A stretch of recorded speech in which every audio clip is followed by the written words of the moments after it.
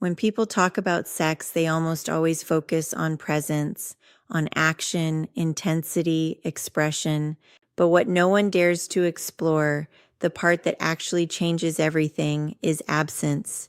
Not a short gap, not a temporary pause, but prolonged absence. Because absence is never neutral. It doesn't just remove something, it reprograms what remains. See, and here's where it gets interesting. When a woman lives without sex for an extended period, nothing dramatic happens at first. No emotional explosion, no visible frustration, no obvious shift that screams something changed. Instead, the transformation is quiet, almost invisible. And that's exactly why most people miss it. The nervous system adapts. Desire doesn't disappear. It recalibrates. Workquam. The body is built for balance. When stimulation stops coming from the outside, the system slowly begins adjusting its expectations without asking for permission. And this shift happens long before she's even consciously aware of it. The emotional highs, they soften. The lows, they stabilize. Reactivity, it drops. From the outside, it looks like maturity, like calm, like emotional control. But internally, something far more powerful is happening. Desire stops looking outward. It's no longer waiting, no longer scanning, no longer seeking activation.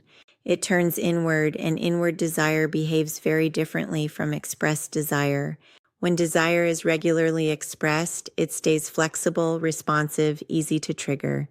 But when it goes unexpressed for long enough, it becomes diffused, less specific, less reactive, more abstract. This doesn't mean she loses interest in intimacy.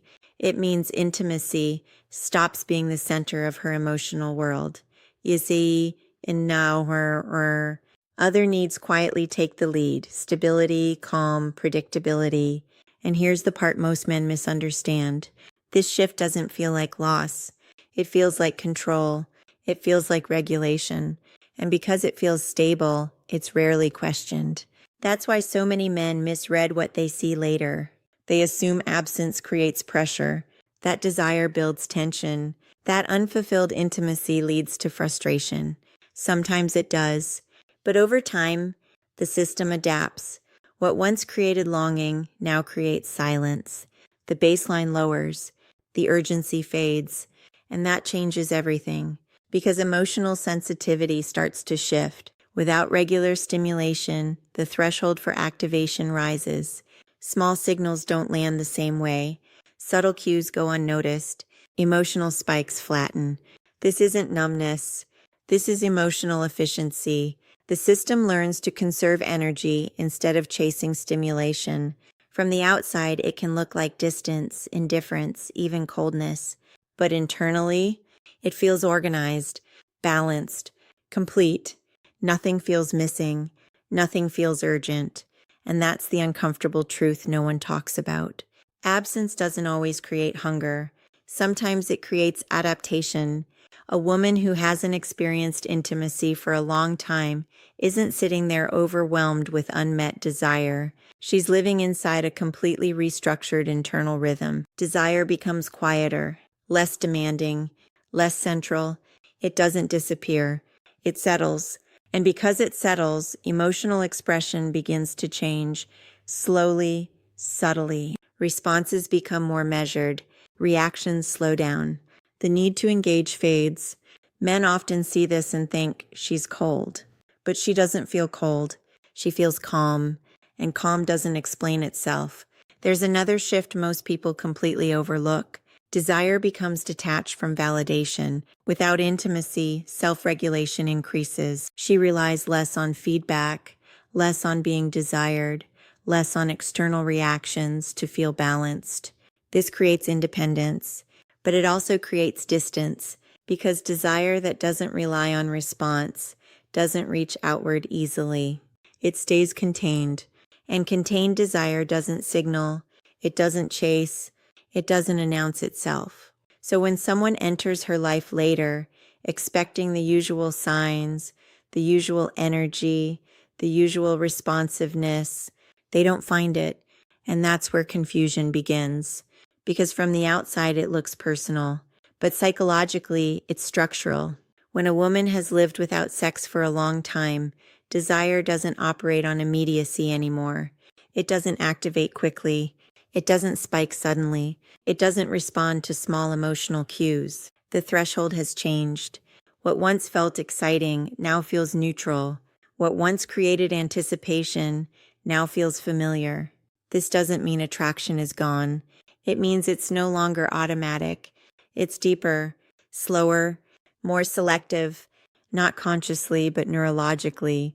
The system, now adapted to lower stimulation, doesn't react to mild input anymore. It requires stronger signals to register the same response. And this is where men get it wrong. They see reduced reaction and assume disinterest.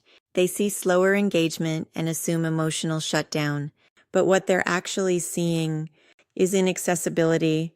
Attraction didn't disappear.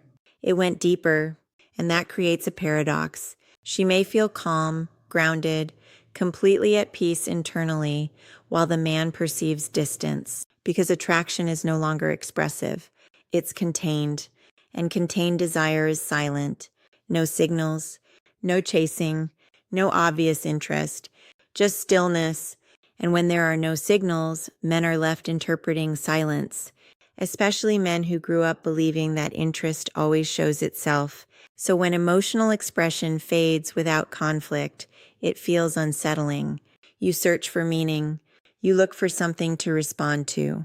But there's nothing there, because the system you're trying to engage is no longer built around response. It's built around regulation, and that changes how intimacy is prioritized. When sex is absent long enough, intimacy stops being the main driver. Other things take over: routine, peace, emotional quiet. Intimacy becomes optional, not necessary, and internally that feels like control. And control feels good. That's why attempts to reignite attraction often fail here, because most men aim at emotion, but she's not emotionally hungry. They aim at desire, but her desire has learned to stay dormant. That doesn't mean it's gone, but it does mean this: it won't come back on command. It won't respond to pressure. It won't react to logic or persuasion. It only returns when the internal equilibrium shifts again, and that shift can't be forced. This is the truth most people avoid because it challenges a powerful belief. Is there I'm see am I you me you re. That desire is always waiting. It's not. Desire adapts.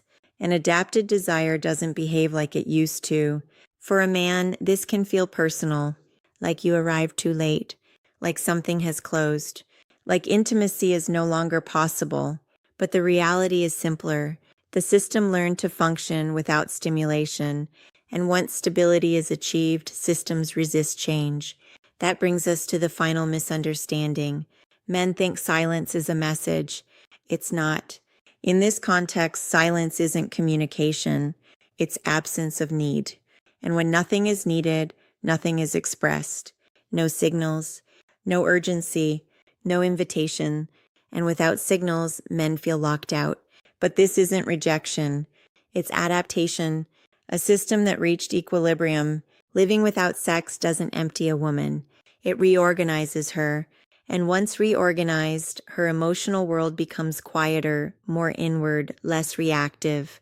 That's why attraction can feel distant, even when respect is there. Why warmth can feel muted, even when comfort exists. Why connection feels calm, but not alive. Because internally, it is balanced. And balance doesn't chase stimulation. It protects itself.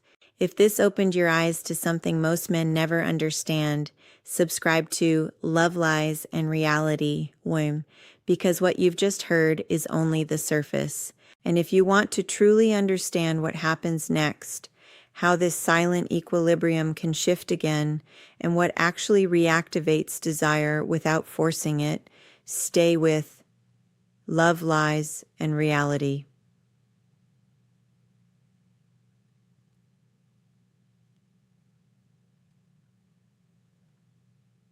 New psychological truths every week, the kind no one else is willing to say out loud.